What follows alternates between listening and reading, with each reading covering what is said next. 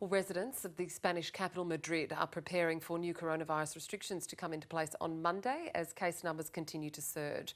More than 800,000 people will be affected by the lockdown, which limits social gatherings to a maximum of 6 people.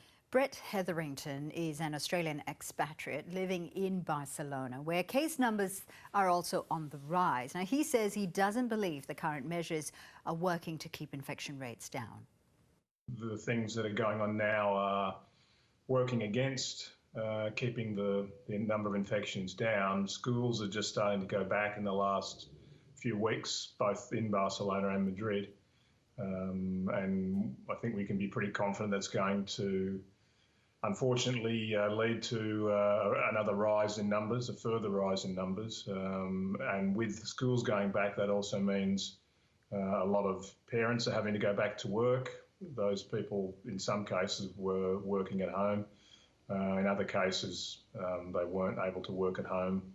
And it's going to put a lot of stress and extra pressure on families and any individuals who have to go back into workplaces that may or may not be secure and well protected for employees. Are you starting to see some pandemic fatigue setting in where you are, people having to change their routines, people having to be vigilant all the time?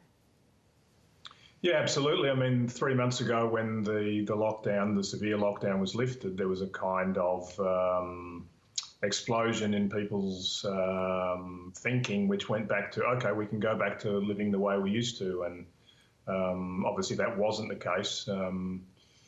The fatigue, I think, comes from the day-to-day of wearing a mask when you're around people, having to wash hands, be vigilant about distance. Some people do that better than others. And I think the fatigue from that is also with young people who, for 6 months, didn't go to school. So you were seeing young people who were bursting at the seams, ready to see their friends again, ready to go back to school. And that's what we're going through now with young people going back to school. We're seeing rises in numbers, particularly in the poor areas. I mean, it's the poor parts of Barcelona, in L'Hospitalet, the Obregat, that particular area, and in Madrid, where, I mean, for example, in Madrid, in the 2-week period before now, what we saw is that in Madrid, comparing the poorest part of the city with the richest part of the city, the poorest part had almost another 1,000 cases extra, 1,200 odd cases, more than the richest part of town. Has the government used this 3 months of easing of restrictions? Have they been able to sort of supply the hospitals or resupply the hospitals and strengthen the national health system in order to prepare themselves for the second wave? Yeah, Fauziah, it's a very good question because the public health system has had to cope with this. And look, individuals, of course, in the system have worked incredibly hard in dangerous situations. Many have died.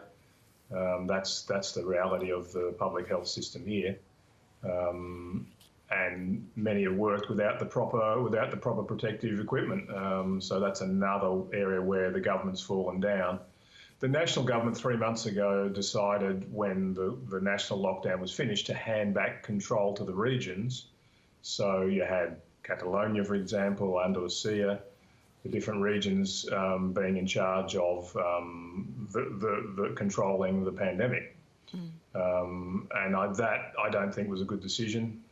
It's led to what we're seeing now, which is in Madrid, almost a place which is out of control. And, for example, in Madrid, you've got 50% of the intensive care unit now populated by coronavirus sufferers. So the system is really struggling. If you want to get an appointment with your normal doctor, you will generally do that over the phone. It's very unlikely and very difficult to get face-to-face appointments with doctors. Right. So the biggest concern of the government has been to do what business wants, and this has particularly been the case in Madrid, where you've got an ultra-conservative government in Madrid, and they've in the last few days decided to close public parks, which are most needed by people who live in apartments, who don't have their own areas to go outside in. Yeah.